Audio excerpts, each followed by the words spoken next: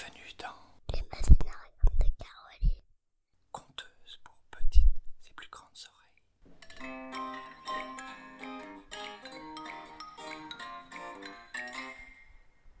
Prenez place, je vais vous raconter Une souris dans l'espace. Une histoire de Sophie de Mullenheim, illustrée par Gwendal Blondel.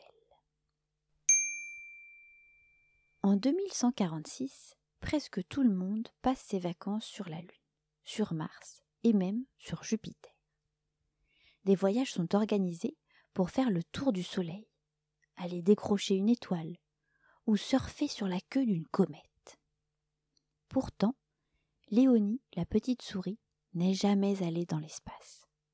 Elle rêverait d'approcher les étoiles et de s'asseoir sur un coin de lune. Mais elle n'en a pas le droit, car les souris sont interdites dans l'espace. Les hommes ont bien trop peur qu'elles ne grignotent les fils des engins spatiaux et ne provoquent un accident. Pour voyager dans l'espace, Léonie a tout essayé.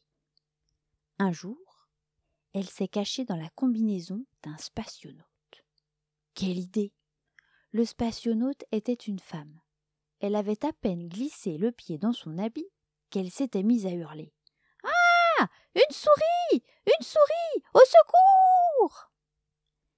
Les gardes avaient aussitôt accouru, attrapé la petite souris et « Dehors !» avait-il tonné. Une autre fois, Léonie s'était glissée dans une valise à destination de la Lune. Pas de chance, lorsque les bagages passèrent au contrôle, on la découvrit entre deux paires de chaussettes. Les gardes avaient aussitôt accouru, attrapé la petite souris et « Pas de souris dans l'espace !» avait-il rappelé. Plus le temps passe et plus Léonie devient triste. Elle ne veut plus jouer. Elle mange à peine, grignotant son morceau de fromage du bout des dents. La nuit même, elle ne dort plus. De grosses larmes roulent sur ses joues.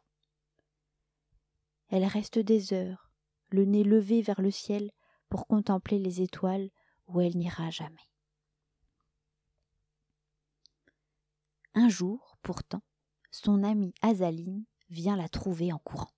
« Léonie, Léonie, je viens d'avoir une idée pour te faire voyager. »« Dans l'espace ?» demanda Léonie pleine d'espoir. « Oui, oui, répond Azaline très excitée. Mais comment ?»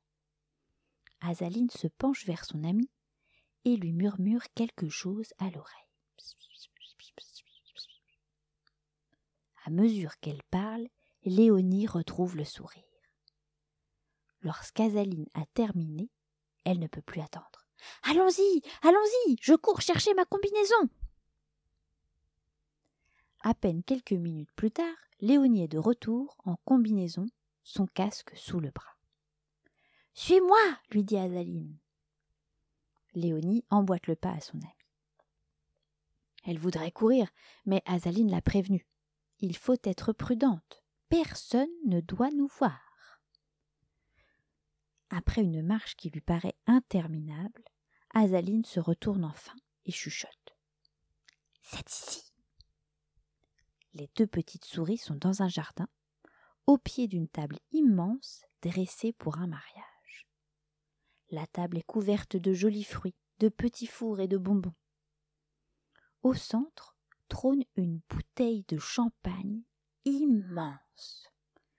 En l'apercevant, Léonie en a les larmes aux yeux. Sans perdre une minute, les deux souris grimpent le long de la nappe.